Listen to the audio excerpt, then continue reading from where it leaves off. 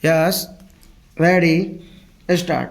Export competitiveness, however, is only a function of the competitiveness of the entire economy. The poor state of our infrastructure is reducing our export competitiveness. The government has given the highest priority to the development of our infrastructure. Our various initiatives in this regard will start bearing fruit very soon. We have taken decisive action to speed up clearances for power projects and to expand and upgrade our airports and ports. The task force on infrastructure has formulated an ambitious national highway development project which I inaugurated in Bangalore earlier this month. Speed of movement of goods within the country and their shipment outside the country is critical for the success of our export efforts. The task force will soon present to the government an integrated national transport policy whose aim will be to create fast communication links for people and goods. Cheaper and reliable telecommunication links with the rest of the world are crucial for increasing the competitiveness of Indian exports. A new telecom policy is now on the unveil. One of its major objectives is to rapidly increase tele density all over the country. It will ensure that the prices of domestic long distance and international calls follow the global trend of sharp decline and become as cheap in India as in the rest of the developed world in the shortest possible time. The new telecom policy will also be a big boon to India's software exporters. You are already aware of the many steps taken by the government to make India a superpower in information technology. We have received an excellent response from the industry in this regard. A recent happy development has been the signing of the free trade agreement between India and Sri Lanka, which will bring closer economic integration in the South Asian region. I am confident that this agreement will lead to greater trade between our two countries which share so much in common. It will also lead to similar initiatives with our other neighbors in South Asia so that this region can become a closely linked economic region with benefits flowing to all the countries. Friends, the global economic slowdown in the last 2 years, coupled with the meltdown in financial markets in East Asia and elsewhere, have hurt our exports.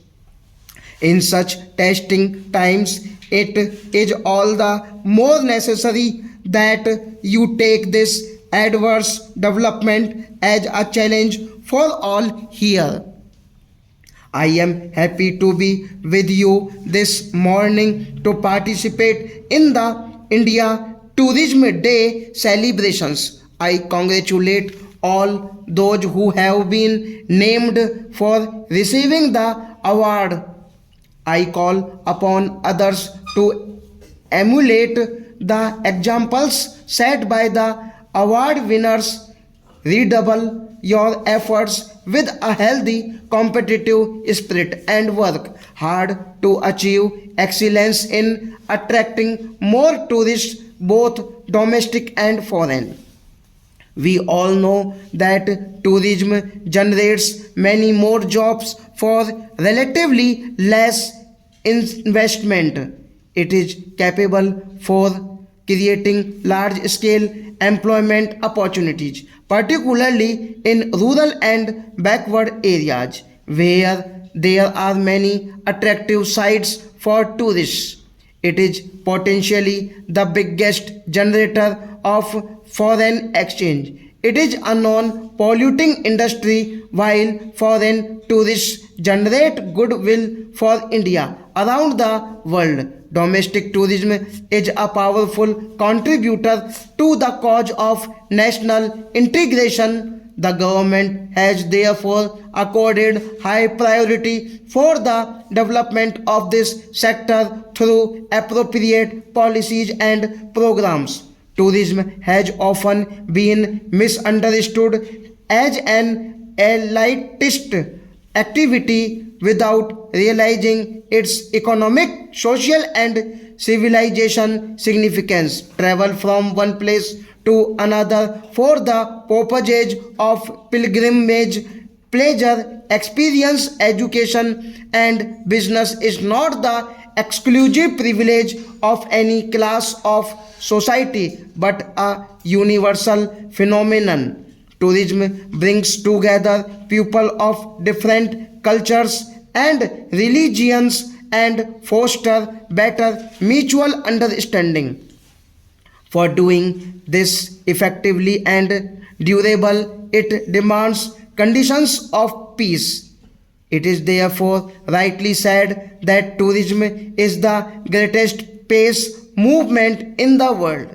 Therefore, I commend all of you working to promote tourism in India for also promoting the larger goal of peace and harmony around the world. Friends, on a day like this, it is natural for us to celebrate what India has achieved in the field of tourism, but it is equally necessary to focus our attention on the gap between our achievement and our own targets, and also the gap between the progress of tourism in India and that in other countries of Asia and the world. If there is any destination in the world which offers the widest choice to tourists, it is India. Nature tourism, culture tourism, exotic tourism, adventure tourism, and spiritual tourism. We have everything in India to cater to the diverse preferences of domestic and international tourists. Yet, our target of 5 million foreign tourists have not been achieved, whereas even smaller countries are getting tens of millions of tourists. Why is this happening? I readily acknowledge that, as in the case of other industries, inadequate infrastructure is a major constraint in the development of tourism. The infrastructure for tourism includes not only hotels, restaurants, and other site facilities but also basic amenities stock.